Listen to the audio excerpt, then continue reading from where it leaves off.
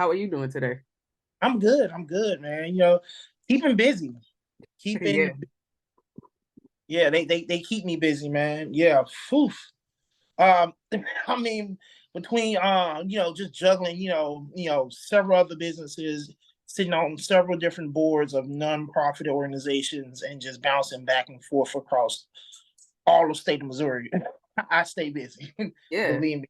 Yeah, yeah, yeah. Yeah. So lately, all over the place. Yeah.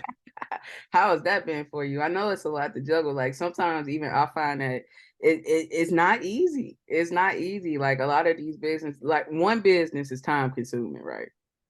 But Yeah. to have Right. multiple now, what Right. is that? What is that like? What is that like? How do you even balance all of these things?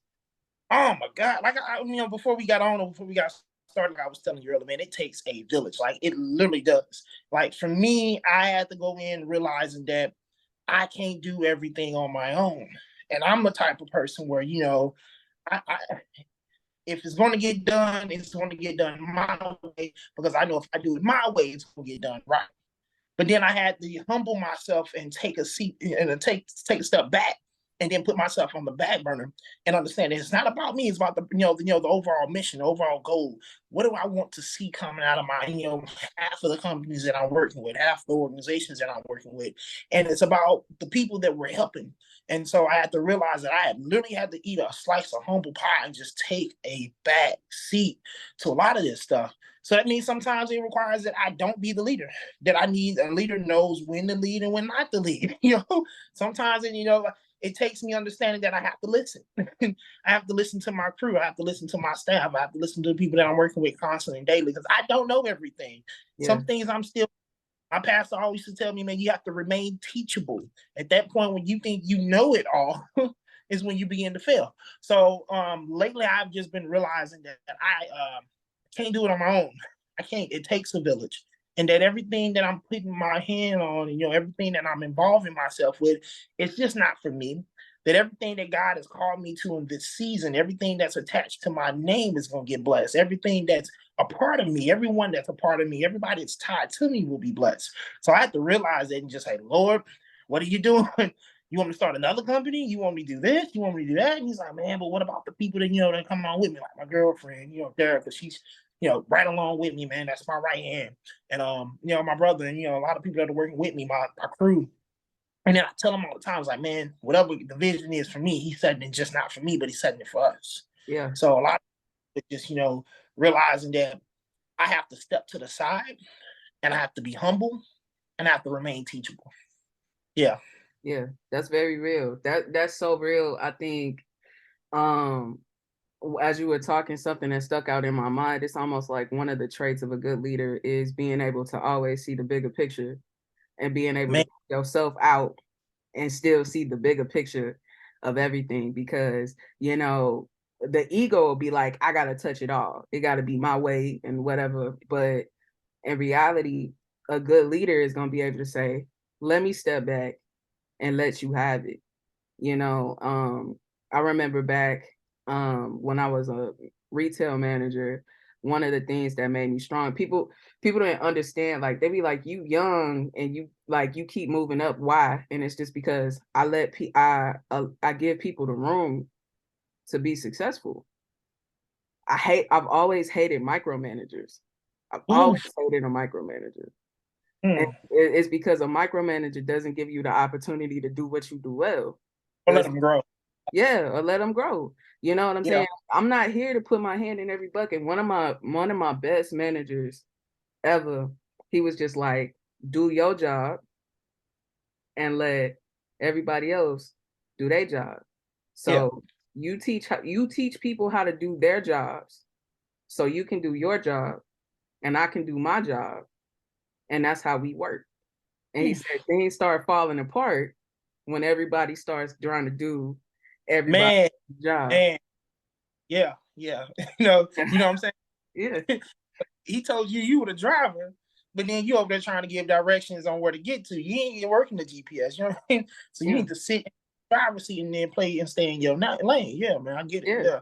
Yeah, it happens all the time with organizations, man. Sometimes, they tell us to what we do, we cross train, which is perfectly fine. but a skill and certain talent that you may have, I don't.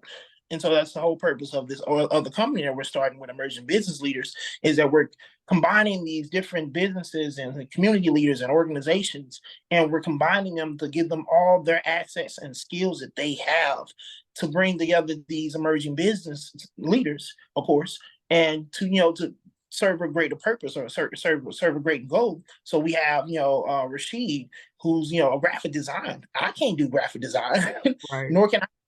Rashid, if you have not noticed, and I post this all the time, he makes every shirt, business card, logo, and slogan for our companies. For my emerging business leader, for A&O Movers, for B&K Cleaners, he made all those. Yeah. I don't do it.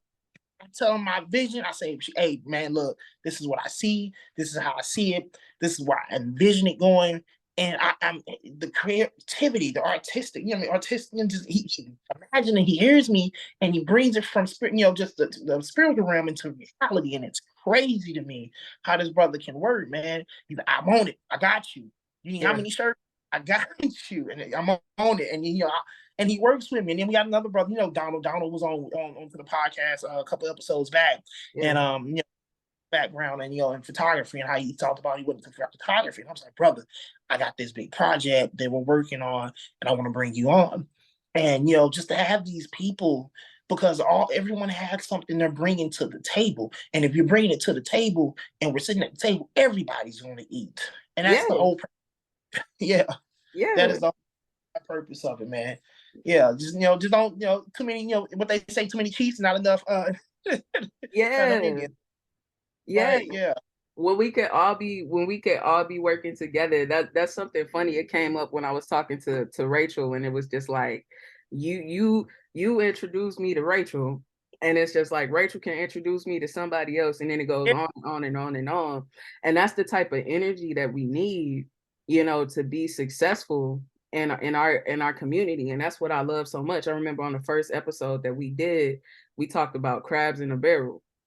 And it's just like, I don't see no crabs in no barrels right now. I don't see not a crab in a barrel. It's just like everybody is on the same page. It's just like we get it now. And it's just so I evaluate everybody I bring to your podcast. I'm not gonna bring you anybody I don't think that's worth coming on. I'm not gonna bring anybody that I don't think that's that's worth your time. Sometimes we'll get a lot of times where we get people that just are chasing clout, to be honest. You'll get a lot of people that are out here claiming they doing the work, and they out here doing the footwork for it and putting down boots on the ground and just really chasing fame and clout. But I would say this: everyone that's came on thus since then, man, these are go-getters. These are leaders in their own right. These are community. They're doing the work in their communities, and they are actually doing the work as entrepreneurs. You can see the work that they're doing, and it emulates, it oozes out on them when they talk, when they speak. You hear it in their voice. You hear the passion behind it. So anybody I bring to the table with you better believe they 100. Yeah. Everybody. I can stamp that. I can definitely stamp that. You wait. You hear her. Yeah. You wait till you talk to Precious. Okay, yeah. I talked to her this morning. It's just like all these people. I was just like, nah, we friends. We ain't this ain't this. You my friend now. I don't know what you're talking about. Yeah, that's awesome. Yeah. Yeah. But yeah, that's cool. So